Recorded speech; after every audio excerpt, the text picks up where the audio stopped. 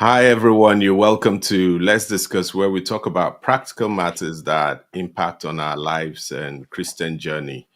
Um, Thanks for attending. For those of you joining for the first time, you're welcome to the House of Your Father. Feel free to like, share, subscribe, and let us know how you found it. The aim of Let's Discuss is not to be a place of just data information or preaching, but to be an arena of transformation where we get more insight on how to become better Christians, become more relevant in the world, and to create greater impact. For those of you joining us for the first time, welcome. For those of you who've been joining us for a while, you're welcome as well. Today, we'll be talking about a very important topic. What if I told you that the quality of your relationship impacts the depth of your purpose? Jesus didn't build his ministry on social media strategies. He built it on relationships, 12 authentic connections, which we are still feeling the impact. So tonight we'll be uncovering not just biblical blueprint, but real world application on the topic. And I'll encourage us to listen with an open mind and, more importantly, contribute to the topic because this topic impacts on everybody. Tonight, we have a wonderful person in the house. He wouldn't like me saying it, but he's also a mentor to me as well. He's someone I look up to. One of the things about him is that apart from all his achievements, he's worked in many prestigious organizations, his humility and desire to always add value in every conversation. There are people you meet and you have to talk long, but in every conversation, he adds value and causes me to think deeply about a lot of things. He's a motivator, he's passionate about people, and his desire is to ensure that everybody fulfills their potential. So join me in welcoming. Um, I think we should give you a title because I know you're a pastor, you're a coach, you're a trainer, you're a motivator. So Dario Duale. So welcome to Let's Discuss. And thanks for accepting our invitation at short notice.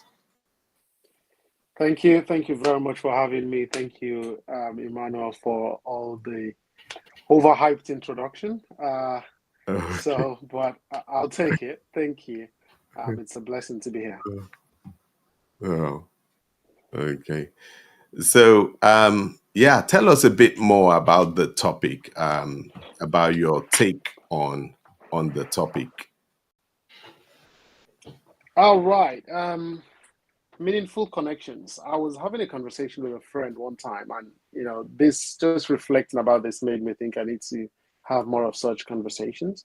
And the essence of it was to have an hour of just, share some. I think we just tagged that conversation, chats, bants, and rants. We just chat about random things, then we try to make ourselves laugh, and then try to rant about one thing that really pains our heart. And one thing he said in that conversation to me that day was that what really pains his heart today is how superficial relationships are. So, meaningful connections is getting to think beyond just every day. I've connected with you at work, I've connected with you at this, but being deliberate about the connections we have around us. Like it's been said in the introduction about Jesus, when he was calling these disciples, the purpose, as the Bible says, why he was calling them is that they may be with him. Let's build relationship first before we start talking about assignment.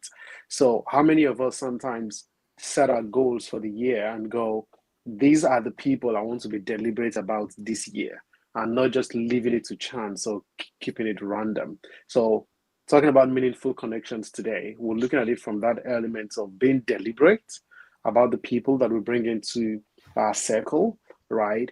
Being disciplined in how we manage those relationships and also being deep about it. So being deliberate in terms of who we attract, um, being disciplined in how we manage it, and being deep in sustaining those relationships as well.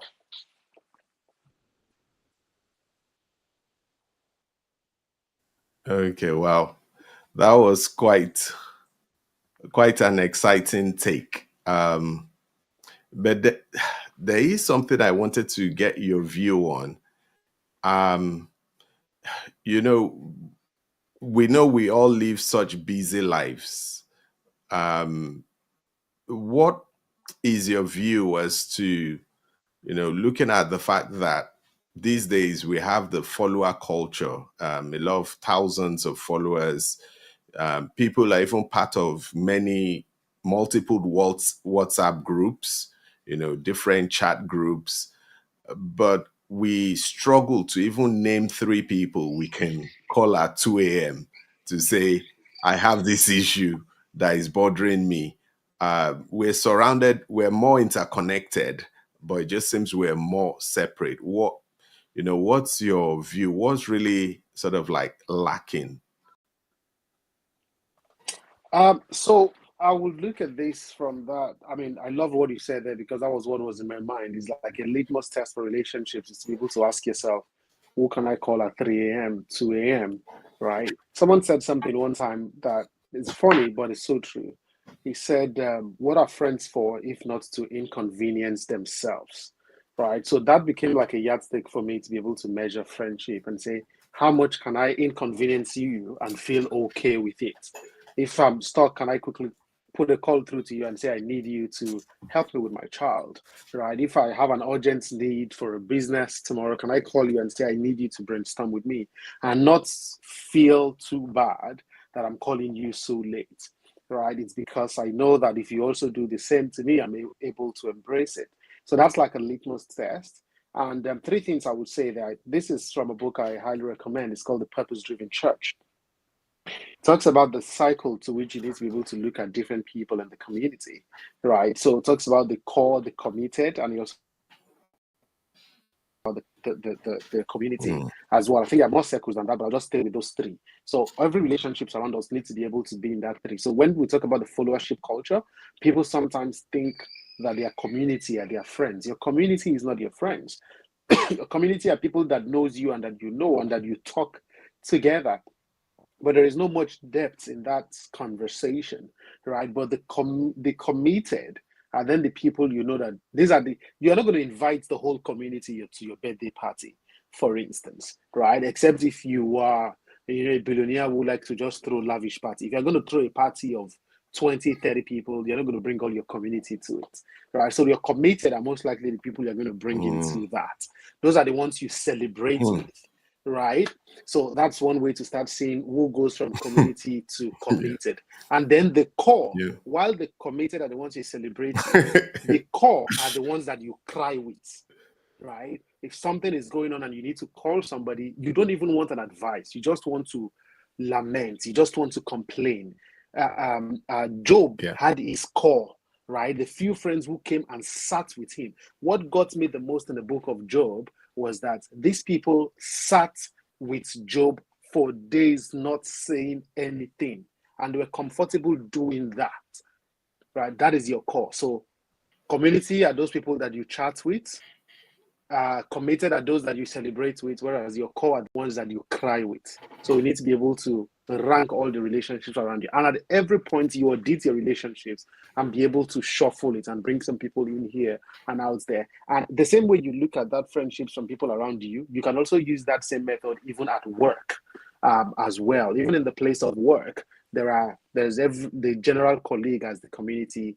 There are some people that something great is happening, you chat them, you talk to each other, you meet up to celebrate and whatnot, the committed within that workplace. But there's the core in the workplace. And that core does not necessarily mean people at your level. They could be your seniors, they could be younger juniors, but people that you know that if there's an issue, you go up to them and seek their help to work with you through it.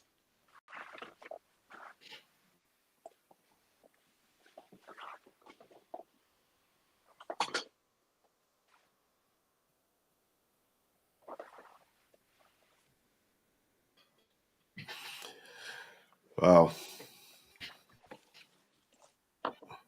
Wow, that's really food for thought. I've picked up a few things that you've said about the core, the community, the commitment, and how this sort of, interplays, and how we have to be deliberate about it.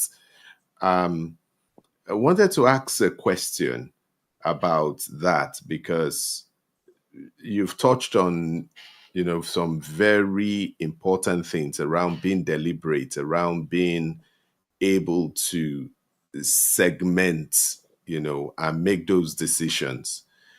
What is your view around the selection process itself? How does that selection process happen? Is it based on responses? Is it based on, the sort of like that invisible connection two people have?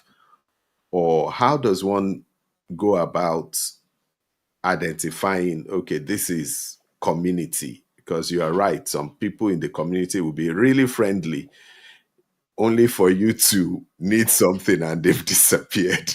In fact, at Mm. times you won't even know how they disappeared and when they disappeared.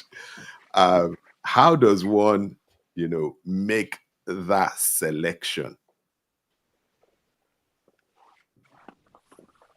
Okay, so I think as much as you are deliberate in making those selection, I think there's also the place where it looks like that selection makes itself, right? So in other words, what you do is that you are more observant to the trend, right? You are more observant to the trend. Um, what do you see? So, for instance, Jesus selected the 12, but amidst the 12, there were the three. And he those three were not the first three that he called out of the 12, for instance. So if not, so would have just said, okay, because they were the first three, that's why they were the closest, right? So he did not just use duration, right? There were some tests that you go through there to be able to go from being committed to being the core, right? And one of those things is how far can we go together? When Amos says that can two work together except they agree? Sometimes we look at it as a blanket statement, but it's like sometimes two can work together 5 miles because they only agree to go 5 miles.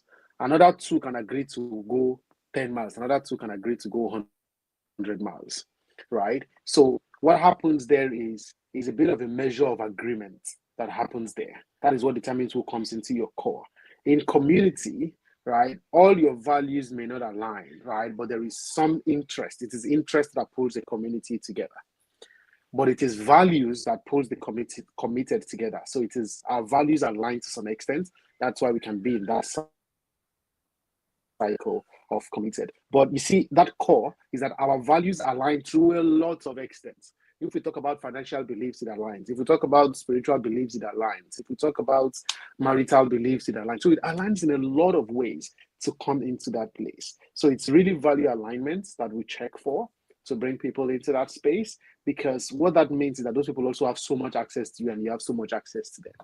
And but one important thing that is in my mind is that, like why I said earlier, that sometimes that decision kind of like makes itself for you, is the fact that it is a mutual thing to be together in the core. You can't pull somebody into your core if you are not core to them as well. You will be forcing it, and you can't force connections. You can't force relationships, right? I've seen that. Like I said, while you use that to examine your friendships, generally in life, you can also use that to examine connections, even in the place of work as well. I've seen it where some people, you have one conversation with them and they follow up with the next thing. And then you reach out next time and they're interested to carry on as well too. They support you. They are there for you in many places. So in other words, they get promoted to the core.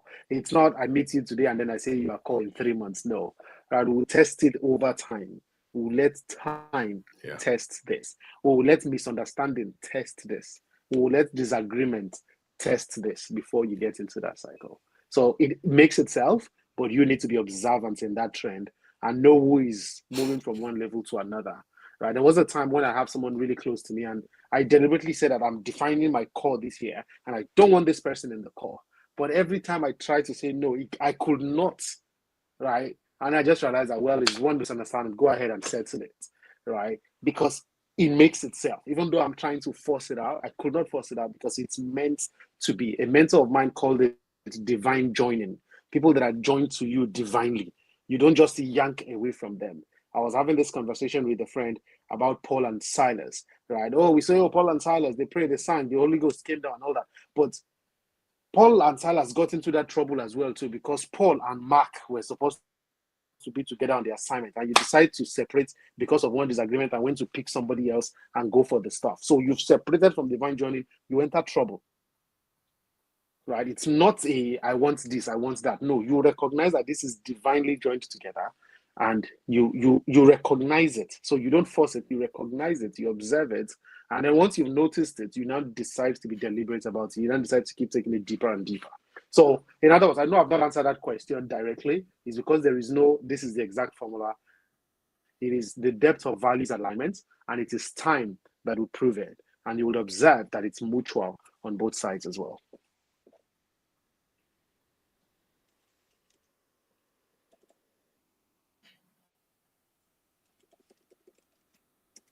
Yeah.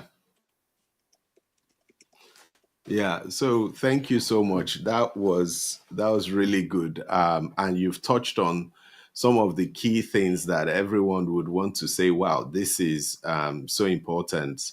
Because I think one of the things you said, which resonated with me very deeply, is the fact that at times you don't make those connections. You try, you invest in it, but at times it just doesn't happen the way you want. And the key thing you said is about making sure that one is always open and editing and making sure that one is growing. I just want to take a few comments from everyone. And please, everyone, please start putting in the questions. If you have any questions, any contributions, please start putting it in so that we can begin to capture what the comments and contributions are. So we have Pastor Nick here. Good evening. Nice to see you again. And she said, good evening. Nice to be here. We have my own brother all the way from Kebbi, Pastor Stephen Ricoto. He said, this is really an important discussion in a time where most people want to benefit from a friendship but would be reluctant to be committed to add value to the community. Yeah, actually, I have a question on this one as well. So you're right that there's some people who are just benefit chasers. They want the benefits of a relationship but don't want to commit to it. Pastor Nick also said, you're right, sometimes selection makes itself. So wanted to address the issue of the benefit chasers. I think some of us would know people like that. And there are some people, all they want, in fact, we jokingly talk about it at times that, this person, if this person calls me, is because they're after something. And usually they often start with an attack on you to say, yeah, you've not been calling me, you've not been checking it on me. And, and then they now say, how's everything? You say, fine. Say, okay, this, that, and they now make their request known. How does one benefit? How does one address those? I think a common word people use, I don't use it, is users. How does one manage that angle? People who are just there for the benefits but don't want to commit.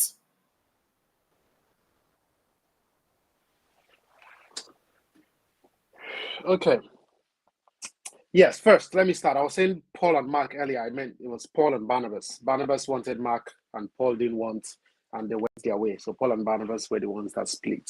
Now, talking about people who want to withdraw from relationships, but they want to make any deposits. right? Two things that define people, right? Two things define people.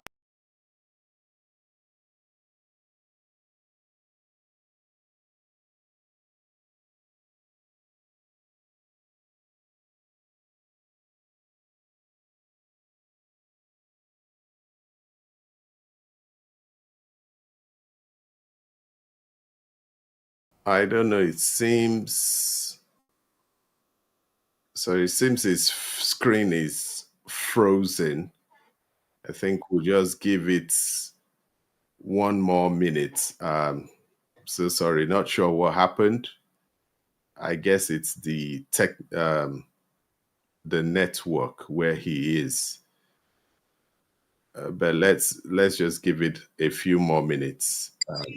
Okay, he's back now. Hello. Okay, you're back now. Yeah, when in sessions like this, you have like two devices ready, so it won't disappoint you. You switch to the next one. So I could hear you clearly on the other part, but I realized my video disappeared. So I just decided to pause. Maybe you couldn't hear me anymore. Hope you can hear me clearly now.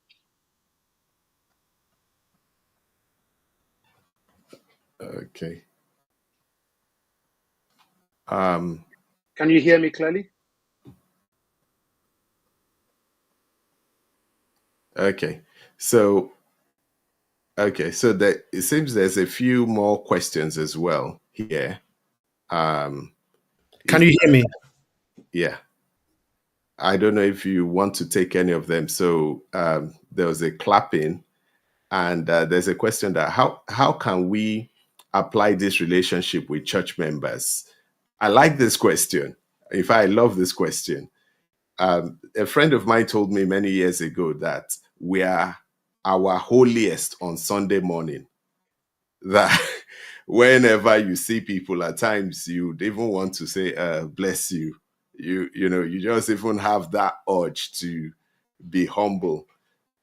And church is sort of like an inclusive situation where you can't say, okay, I wouldn't maintain relationship with this person because it's one community. How do we apply this with church members? Because one can say, look, I'm not going to build like a connection with some of the people in church. Good. I hope you can hear me.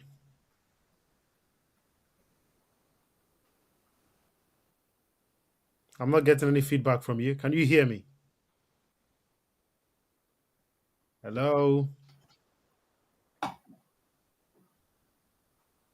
Hello? I can hear you clearly, but can you hear me? I'm not getting any response. No, I think I can hear you. You can hear me, right? Okay, good. And reset just to see. Okay, so if you can hear me, I can carry on. Okay, yeah. Okay, so looking at it from the place of church, I know I've not answered the other question earlier because it paused, so I'll try to bring it together. If you're online, if you can put a comment in the chat so I know if at least those of you joining online can hear, just to be sure that it's not just from Emmanuel.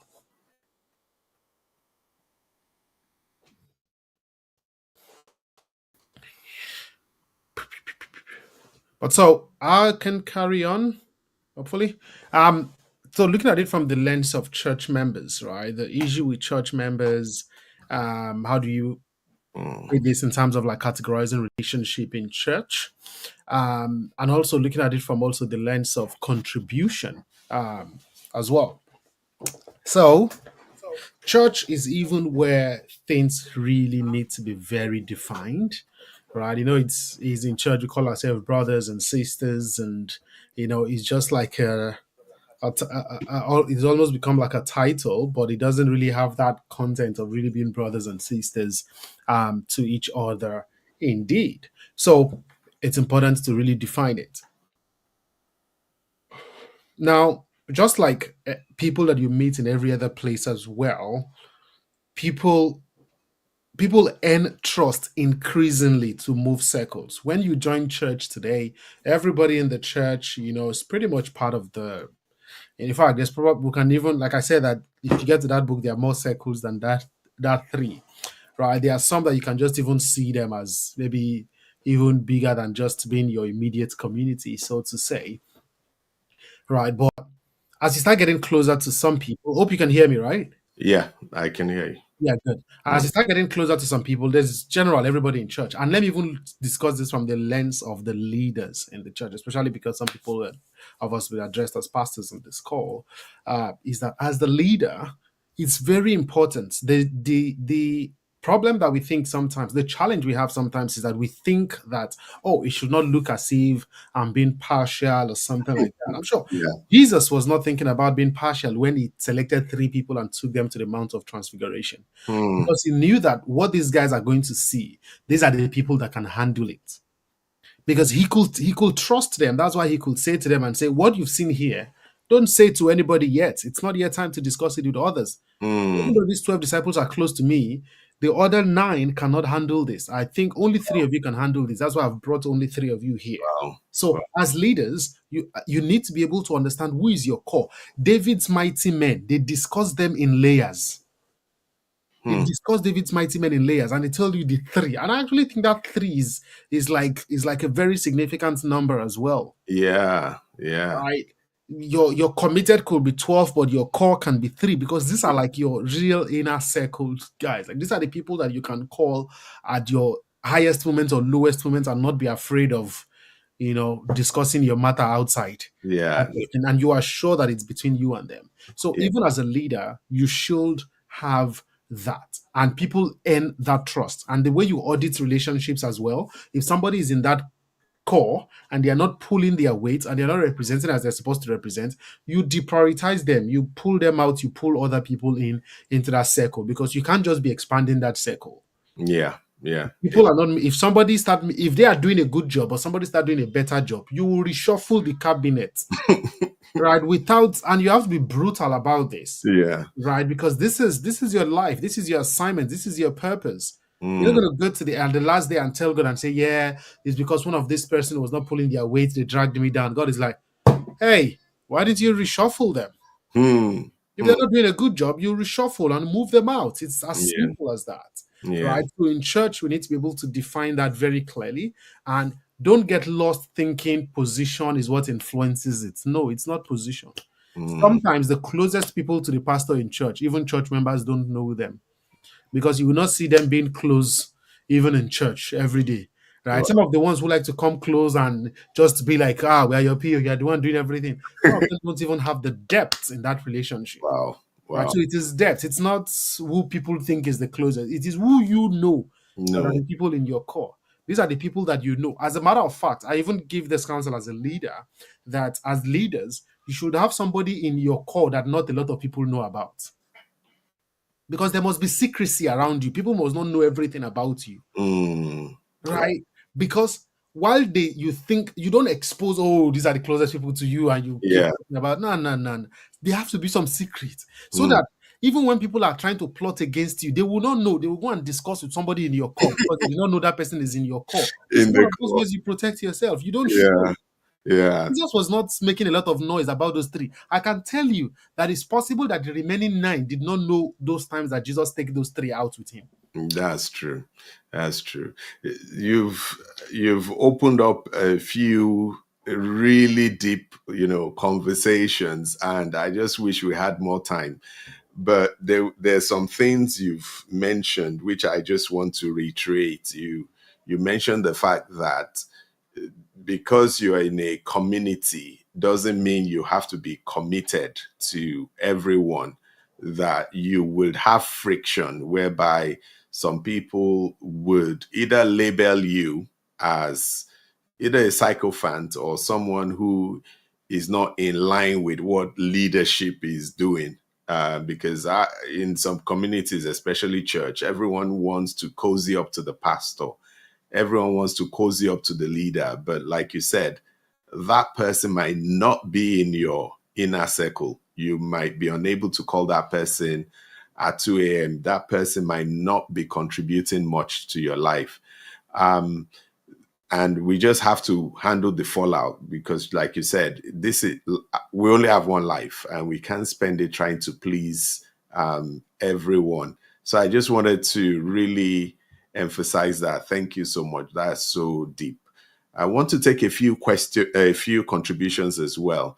Um, so, evangelists. There was that comment I did not get to answer earlier Okay, because of the okay, go for disconnection it.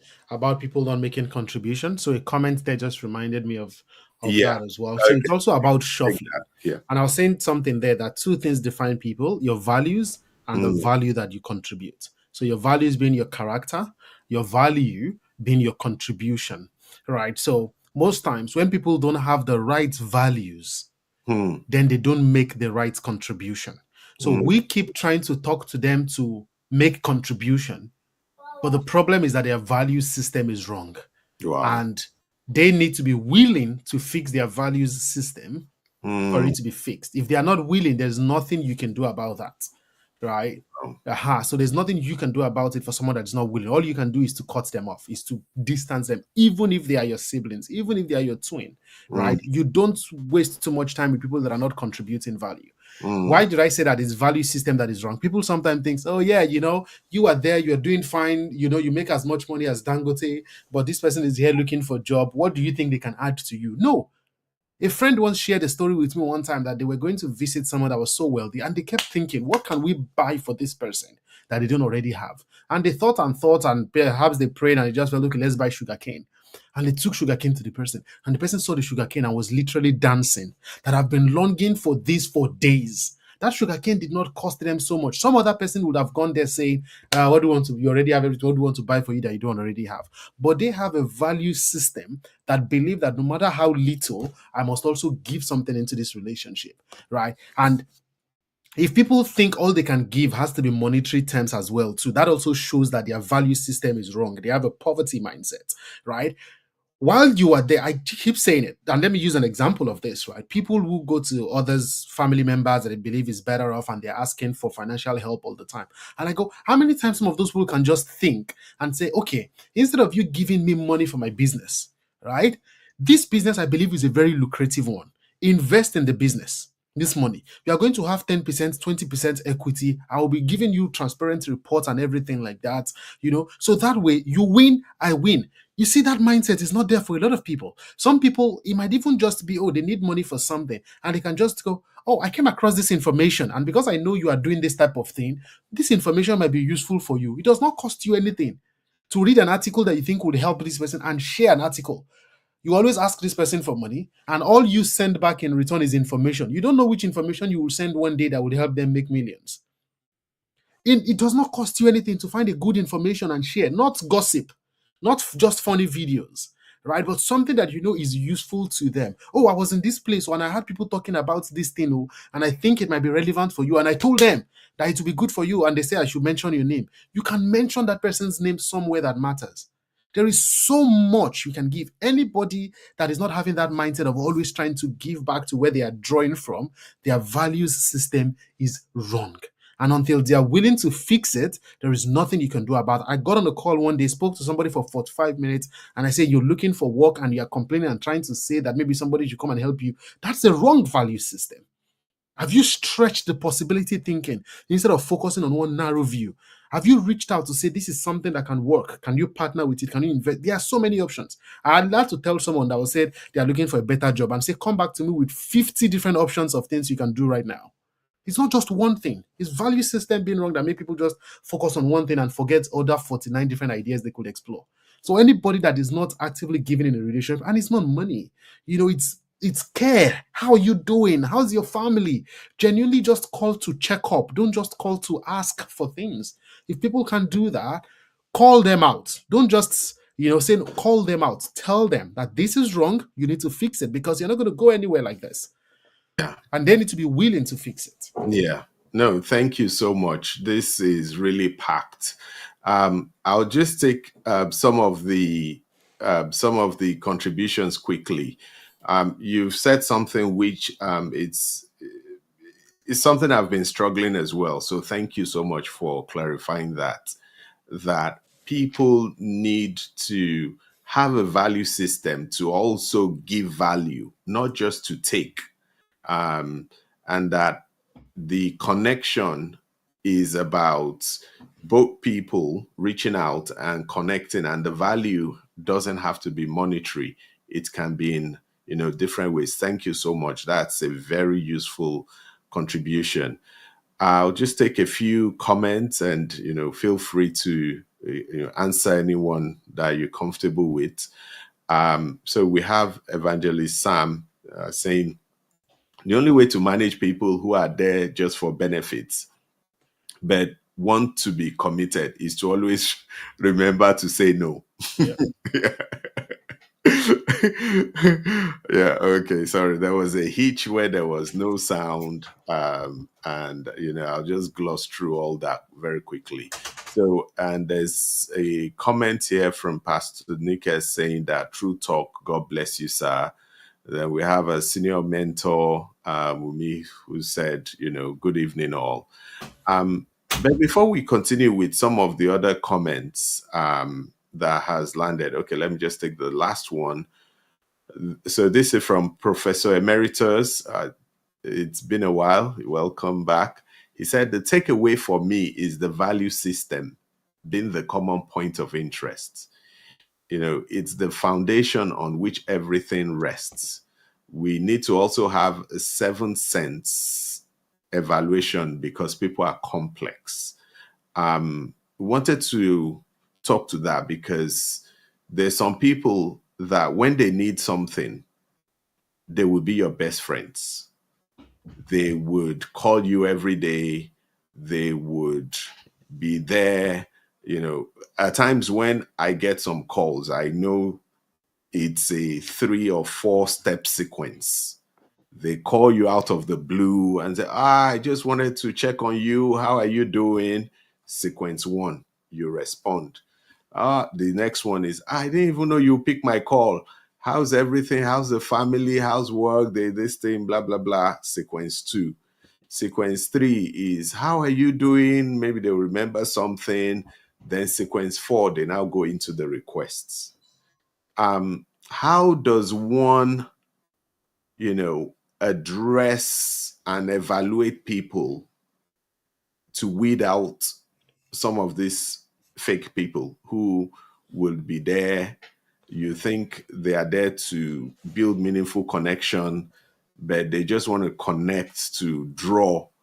And when they connect, at times they don't even disconnect. You just see that they've disappeared. I think one thing there is 2 Corinthians that talk about know we no man after the flesh, 2 Corinthians 5. It's one of, in response to that comment about 7 sense, right? We don't, from the very start of this, we don't make any of this evaluation from our human perspectives. We are not counting things, right? We are doing that audit spiritually speaking, right? It's intellectual, but it's also spiritual. At the same time, which was why I was saying that there was a time I was trying to audit somebody out, but I just could not, because even while my head was saying, yes, I'm offended, my spirit was saying that person is God ordained and God sent, right? So refocus your mind around this. So if not, I would have lost a significant relationship there. Yeah. So it's purely spiritual. So I love that comment reminding us about that humans are complex. So it's not using eyes to count all the different areas. It's looking at spirits to search the inner part of man that our eyes cannot see. Like Samuel was almost deceived, right? Thinking this is going to be the king before the Lord says, no, that's not how we look. So we have to look as God looks, even in our relationships. So in terms of that comment of weeding out people that this one is just teasing this out, really is the fact that sometimes it's not the duration of how we check in on each other. There are friends that we might not talk for 6 months, and they could call me now and they say, Darry, there's trouble. I need help in XYZ area. And I would not hesitate to step in and help, right? Because it's not just in the frequency of that conversation. What I check there, right, is the fact that what value exchange have happened with this person. So it's not over 3 months or over 6 months or over 1 year. Right. There are people that can even just call me from the blues. We've probably not spoken in 3 years. Right. And you can pull, your memory can still pull something from 3 years ago, from 5 years ago, and all that to still be grateful for. And yeah, so that's one significant thing. And there are some people that I can't even really say that maybe they've given me something, whether it's information or whether it's money or whether it's this thing, but just the sheer fact that when we are discussing, there is value that is exchanging hands there. So that in itself is is enough, right? And then they have a need, and I'm there to help. I just step in and provide the help, Yeah. right? So that's one way to look at it. How you weed them out is just scan through. Okay. Have there been any value exchange with this person? If the answer is no, then that person is a fake. Even if they call you every month, even if they call you every week. If their conversation adds no value, no point. No point. And so thanks, senior mentor. She's asked a question, and this is why I always encourage everyone to contribute. We want to get all sides of the matter, and at times we might be limited in the way we see it, but when people contribute, it then brings more richness into the topic. She's introduced an angle which I, to be honest, had not thought of, but it's something that we also experience. She said, what of a friend who always competes with you? What will you say about that? There's some people, they just want to compete. You are trying to live life normally, but you discover when you buy a hat, they'll buy the same hat. When you buy a shoe, they'll buy the same shoes. How does one handle competitive people? So the Bible says that they that compare themselves to themselves are not wise, right? So when someone is competitive, that already tells you that that's a foolish person, right? And the companion of fools will be what happens to the companion of fools? You'll be like them now. They'll be destroyed. Companions of fools will be destroyed. So there are three categories of people of your friendship, right? And it forms an acronym BUD, B-U-D, if that helps you to remember it. There are builders, there are users, and there are destroyers, right? Everyone will fall into, whether it's your core, whether it's your committed, whether it's your community, right? Ideally, anybody in your core, they should all be builders. If there's anybody in your core that is not a builder, that's already a problem. Right? But in the community and the committed, you can have a mix of all of them, right? So builders, users, destroyers. Those who always compete are destroyers, right? Because you see that logical connection there. The Bible says that they that compare themselves to themselves are not wise. And not wise is a subtle way of saying they're foolish, right? And the Bible then tells us as well, so that the companion of fools will be destroyed. So you don't want to surround yourself with fools. So you're not pitying them. You're not trying to help them, right? You are destroying yourself. So you distance. Now, so I love that addition. They never leave you alone when you try to create space. So another thing now is that you see when the competition thing comes in, there are some people that there is healthy competition. It's not all competition that is wrong. There's healthy competition, right? Healthy competition is the fact that you achieved something. Now their own imagination is stretched. That's, if you can earn that much, that means I can also earn it. That means it's possible. So where you see the difference is healthy competition will maintain originality. Yeah. But unhealthy competition will compete even to the place of what they are not doing. They are not supposed to do. They want to do just to compete. So if you are selling clothes and I'm selling shoes, healthy competition is you did something and you made great money from it. Let me learn some wisdom from that and apply it to my shoe business. But if the person goes, you make that much money from selling that, okay, me too, I'll start selling clothes next week. And then next time again, you say it's something else. They want to switch to that same thing. So they don't have consistency in their own journey. They just keep jumping around to whatever they think works, right? Healthy competition is learn wisdom from what has worked for that person and apply it on your own path. That's where you see the difference there. And I love that comment about when you try to create space, they don't want to create space. Then that tells you something, that how much of secrecy do you have around you as well? Because it is only what you know about that you can compete against. If you don't know that I've just closed another $1 million deal, you won't try to compete with that. If you don't know that I've just got this, you won't try to compete with that. You only see the ones that are outside. You see the new car, that's fine. You see the new dress, that's fine. You're not going to come see what's in my account statements. You're not going to see the next transaction that I'm having, that I'm working on right now. So That is one thing you need to be mindful of. Someone can be close to you. You can see somebody every day and they know so little about you.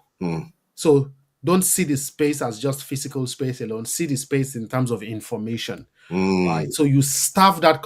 The competition thrives on information. Yeah. Competition thrives on information. That's why businesses are always spying on each other, trying to see what next are they doing. If what they don't know, they can't compete against. So no matter how physically close people try to come to you, if they are unhealthy competitors, you staff that competition with inadequate information. Yeah. So no, this has been really interesting. So everyone said I'm truly blessed by the conversation, even one not healthy one at all. God bless you. And we have to wrap up for the day because it's sort of like way beyond our time. But the topic, I believe, has blessed everyone. Just want to thank everyone who is still, watching. I believe you've been blessed by this. If you can type in something that you're taking away from this conversation, please put it in the chat, and I'll, invite our guest speaker who has blessed us today. Thank you so much for coming. Really appreciate you all the time. You always step up and deliver value at every single moment. God will continue to strengthen you and bless you. Thank you so much for enriching us and pointing out real things and how to handle our lives. We can no longer continue to live carelessly. I just wanted you to, share something you want to leave us with, something you want to drop, for us to think about as we close. Okay, so one thing I wanted to I can just close with is there were 4 things, but I'm trying to kind of like fight with myself to stay forward to narrow it down to one critical point. Right, I think I'll just stay with one, and that one is listen. Right, is listen, listen, listen, listen, listen, listen, listen, listen. A lot of time, wrong relationships that end up destroying people. Somebody would have said something about it before. Somebody would have said, watch this, be careful about this. And when you are listening spiritually. You are listening to the right voices around you as well, because it's very, very possible as well that we get so close to somebody sometime and then we lose objectivity. We're not objectively analyzing it again. We just get carried away. And it could be any form of relationship at all. So listen to the voice of reason around you. God always sends us wisdom to guide us, right? If He has told you in a vision and you've ignored it, He will just tell somebody to call you to just have a conversation that you realize that it's a confirmation again. So if you're really listening, you will know. And the relationships around you as well too. You need to listen. And the act of listening, there's something in coaching work we call active listening. Active listening is going beyond what the person is saying to even be able to understand what they are leaving unsaid. Right? Once have you spoken, twice have I heard. We need to be able to be like that as well, too. Where someone is saying something, we are hearing beyond what has been said. You observe body language, you observe actions in alignment with what they are saying, and all that. So listen, listen, listen. Listen is one of the ways is the critical way for you to draw value from relationships. Listening is how you're going to get caution from wrong relationships around you, right? Listening is how you're going to know how to even move decide which conversation, which relationship to go to the next level, which one should be starved, which one should be disconnected, and all that. So if there's one skill you really need to double down on building and exploring, right? If you can't, go on YouTube and just type active listening skills, and you'll be amazed at some of those things that would come up. It would even teach you how to ask questions to be able to get more information from what someone is saying. So listen, listen, listen, listen, listen to get the best out of relationships around you. Oh, thank you so much. This is, there are people saying, that they've been blessed, that we wish we could talk more on this, but time will not permit. So God bless you. So God bless you, everyone.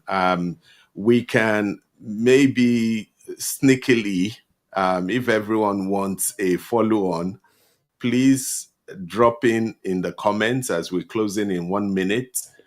We can see how we can speak to our speaker. I know his calendar is very busy. You know, he's a pastor, influencer, coach, you know, works with a very prestigious firm, always busy, always traveling. He's a father of, you know, adorable children, husband, and so many other things is going on. He's a seed venture capitalist, training. So he's into a lot of things, but we would see if we can sort of speak to him and get maybe an encore season sort of session. So drop in the chat or reach out to us offline or, you know, personally, and we can see how we can make that happen and speak to him to see, you know, his diary. So thank you, everyone. Really appreciate you. Hope you've learned a lot from that. I can add to what he has said. The only thing I'll just say is that, you know, let us make a conscious effort to begin to implement this. Our our connections would connect us with our purpose, our destiny. And if you have the wrong connections connected to you, they don't serve as a source of power, but as a drain of power to making you fulfill purpose. So it's time to evaluate, adjust, and amend. It will be painful when you are disconnecting, but know that the most important thing is that God is waiting at the finish line and you need to give account. So God bless us all. Have a great week, everyone. For those who have not watched our Easter hymns, please do watch it. It's really powerful. It's exciting. Until next week, when we bring you another topic, remember to make sure your connections, the closest ones, are meaningful. Make sure they're committed and not just community. Have a great week, everyone. God bless you all. Bye.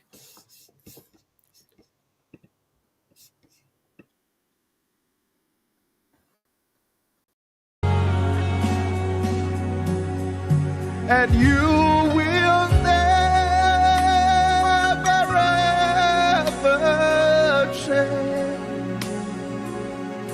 You are the Lord. You remain the same. It's a simple chorus. You will never ever change. You are the Lord. You remain the same. Help me sing. You will never, never, never, never.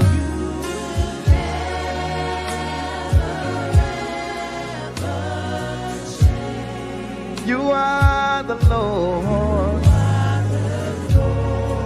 Let your name be glorified. Oh, you will never, never, never, never, never.